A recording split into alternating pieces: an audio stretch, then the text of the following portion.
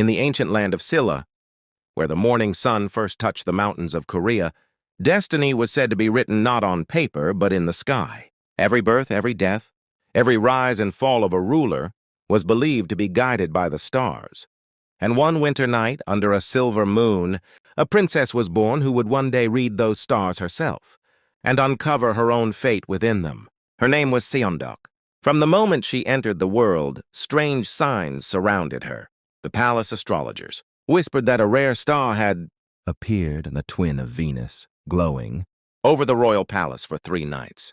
Some called it a blessing, others a warning. The king, her father Jinpyong, took it as a sign that his bloodline was destined for greatness. But the ministers, proud men who believed women should never rule, grew uneasy. A girl blessed by the heavens could also be cursed by them. As Seondeok grew, she became unlike any other princess. While others learned the art of dance and courtesy, she wandered the gardens at night, staring up at constellations. The palace servants told stories of her sitting beneath the Gyeongju skies, mapping the stars on silk with nothing but candlelight and curiosity. She would ask questions no one could answer. Why do some stars disappear? Why do others return after years of silence? Her tutors called her too curious. Her father called her dangerous, but Seondeok's curiosity was her strength. She read ancient Chinese texts, studied medicine, mathematics, and poetry. Her intelligence frightened many, yet fascinated those who saw in her something more than mortal understanding. The court astrologer once said, "This child reads not the stars, and the stars read through her." Years passed. The kingdom of Silla stood proud, but enemies circled its borders. Rival kingdoms, Baekje and Goguryeo, waited for weakness. Within the palace, whispers grew louder. The king had no son, only daughters. Who would inherit the throne? The men of the court wanted a male cousin, a general, anyone but the quiet girl who studied the heavens. But destiny, as always, does not listen to men. When King Jinpyong died, the court trembled. Factions rose like storms. Some wanted to seize power. Others wanted peace. But Seondeok, calm and patient, did not fight with swords. She waited for the stars. And one night, as she looked toward the heavens, she saw a cluster of lights shift near the Southern Cross. A sign her father once told her meant, "The crown changes hands." The next morning, she appeared before the council, dressed not as a mourning daughter, but as a ruler. Her voice was calm, her eyes steady. She spoke not of power, but of destiny. "You fear a woman's rule," she said, "but the heavens do not." And when the astrologers confirmed that the signs matched her claim, even her rivals fell silent. Thus, in the year 632, Seondeok was crowned the first queen of Silla, the first woman ever to rule the Korean peninsula. The people watched in awe as she walked to the throne, not with triumph, but with the calm of someone who had already seen this moment written among the stars. Yet even as the crown touched her head, she knew the heavens had not finished with her. Because in the same sky that blessed her coronation, a dark comet had begun to move, slowly, silently, toward the heart of Silla. They said the gods were watching. They said a woman could not rule, but Queen Seondeok would prove them all wrong, and in doing so, she would change the course of her kingdom forever. When Queen Seondeok ascended the throne, the kingdom of Silla held its breath. Never before had a woman ruled. To the nobles, it was an insult to tradition. To the people, it was a spark of hope. And to Seondeok, it was a burden written in the stars, a destiny she could not refuse. From the very first day, her rule was questioned. Ministers refused to kneel. Generals ignored her commands. In the Grand Council Hall, she faced walls of silence and pride. Yet Seondeok did not shout, nor did she punish. She ruled not with fear, but with wisdom. She began to listen, to study, to understand what her kingdom needed most. And as she listened, she learned that Silla was not just threatened by swords, but by ignorance. Its walls were strong, but its mind was weak. So she began to build, not fortresses, but ideas. She established schools, temples, and centers for science and astronomy. She gathered scholars and monks from distant lands, from China, from India, and brought them to her court. The people of Silla began to see that their queen's crown was made not only of gold, but of knowledge. Yet power always brings enemies. To the west, the kingdom of Baekje watched closely, waiting for her to falter. Its king sent spies into Silla, spreading rumors that a woman's rule had angered the heavens. Famine struck the fields, and the people grew afraid. "The gods disapprove," they whispered. "The queen has broken the balance." One night, as the council gathered in fear, Seondeok walked silently to the great observatory she had built, the Seondeok, the Tower of Stars. It was her creation, a stone telescope reaching toward the heavens, the first of its kind in Asia. Standing beneath it, she looked up and studied the night sky. The stars were shifting strangely, their patterns disturbed.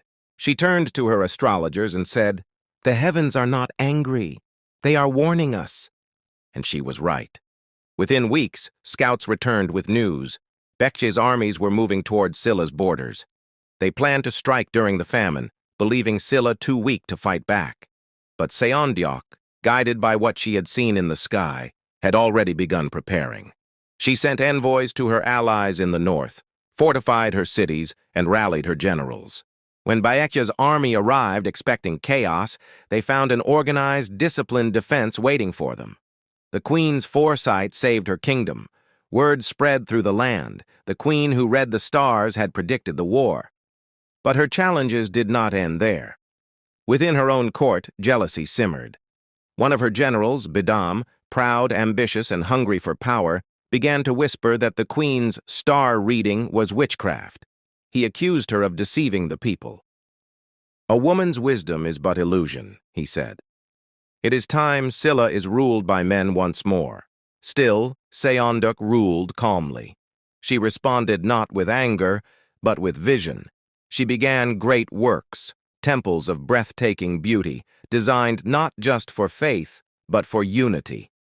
The most famous of them all was the Hwangryongsa Temple, a 9-story pagoda said to protect Silla from foreign invaders.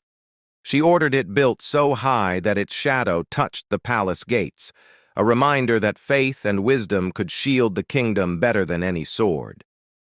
Every brick of the pagoda carried meaning. 9 stories, one for each province of Silla. Gold at the top, symbolizing enlightenment over darkness. And at the base, a hidden inscription carved by her command. "May knowledge stand taller than fear." But even as she built temples of light, darkness moved closer. The stars she once found comfort in now seemed restless, chaotic. Strange alignments began to appear, comets crossing paths, constellations dimming. The astrologers spoke in uneasy tones. The queen listened, her face calm, but her heart heavy. One evening, she stood once more at the top of Cheomseongdae, her hair caught in the cold wind. She looked at the stars, tracing patterns she had followed since childhood. For a moment, she saw something that made her pause. A single star burning brighter than the rest, then fading into black. She closed her eyes and whispered softly to herself, "Even the brightest star must one day fall." Her servant said that night she did not sleep. She spent hours writing in silence, letters and orders sealed in gold wax. No one knew what she wrote, but those papers would one day change the future of Silla. As months passed, her body grew weaker. Some said it was illness, others said it was the burden of seeing too much. But even in her fading strength, her mind was sharp. She foresaw droughts before they came. She predicted a solar eclipse that terrified her court. Yet she calmed them, explaining that it was not an omen of death, but of renewal. Her people began to see her not as a ruler, but as something greater, a living bridge between the heavens and the earth. Still, rebellion brewed beneath her throne. Bidam, her most trusted general once, gathered allies in secret. He told the ministers that the queen's connection to the stars had turned to madness, that she no longer saw the will of heaven, only her own reflection in it. And so, as the stars shifted once more, the stage was set for the final chapter of her story, a queen who saw betrayal written in the sky long before the first sword was drawn. The stars that once guided her now glimmered faintly, like dying candles. The heavens were speaking again, but this time their message was not of triumph. It was of farewell. By the time the final year of her reign arrived, Queen Seondeok was no longer the young woman who had first claimed the throne. Beneath a trembling sky, her hair had silvered, her voice softened, but her eyes still carried the same unbroken light. From her tower she watched the stars each night, and in their quiet movements she could read what was to come. "The heavens," she once said, "never shout. They whisper. You must listen." She could feel the whispers changing. The air in the palace was different now, colder, filled with fear and suspicion. Her trusted General Beedam, who had once sworn loyalty to her crown, had turned that loyalty into ambition. He gathered allies among the ministers and noblemen, men who had always believed a woman's rule was a mistake. Behind the marble walls of the council chambers, they plotted. They said the queen was weak, that her visions had blinded her to the needs of her people. They said the gods had withdrawn their favor. Seondeok knew. She always knew. The stars had already told her that betrayal would come not from across the borders but from within her own walls. She wrote quietly to her generals in the provinces, sealing her messages with the royal crest. "Hold the kingdom," she wrote. "Do not fight for me. Fight for Silla." As the winter winds swept through the valleys, Beedam struck. His soldiers stormed the capital, shouting that they were saving the kingdom from a cursed ruler. The people, frightened and confused, closed their doors. Smoke filled the streets. The golden pagoda of Hwangyongsa glowed against the sky like a candle refusing to die. In the palace, Seondeok sat before her table of scrolls. She could hear the faint sound of battle in the distance, steel against steel, the shouts of men who once swore loyalty to her. Her advisors begged her to flee. She refused. "If the stars wish for me to fall," she said quietly, "then I will fall beneath their gaze." That night a sudden storm broke over Gyeongju.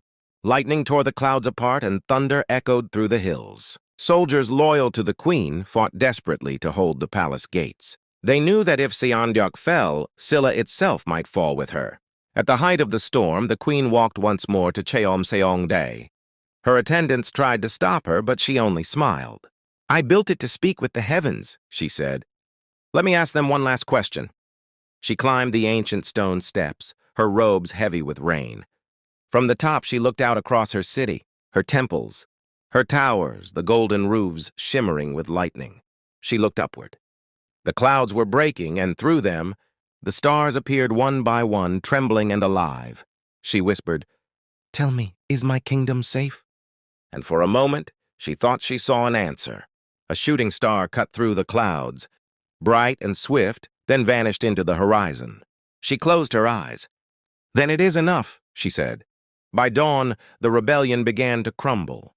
Loyal forces, led by the generals she had quietly warned weeks before, reached the capital. Beedam's army, caught between loyalty and fear, scattered.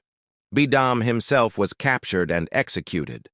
The rebellion was crushed, but the queen did not live to see the victory.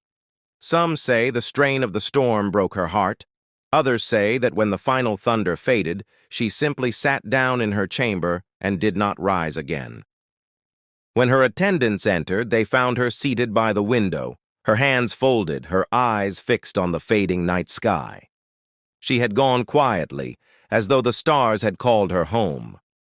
The people of Silla wept for their queen, the woman who had ruled with vision instead of violence, who had turned a fractured land into a kingdom of learning and faith. They said even the stars dimmed for 7 nights after her passing. Her body was laid to rest on a hill overlooking the capital, where the horizon meets the morning sun. The legend says that from her tomb, one can still see the Cheomseongdae Tower, standing exactly where she left it, her window to the heavens. Years later, her successors would complete the temples she had dreamed of, the schools she had planned. Silla would go on to unify the Korean peninsula, becoming one of the greatest kingdoms of its age. Historians would argue about wars and treaties, but the people remembered something simpler, a queen who looked up and taught them to do the same. Even today, under the Korean night sky, the stones of Cheomseongdae still stand. Scholars and travelers come to look through its ancient openings, to trace constellations across the same heavens Seondeok once studied. The wind that moves through its arches sounds almost like a voice, gentle, patient, eternal.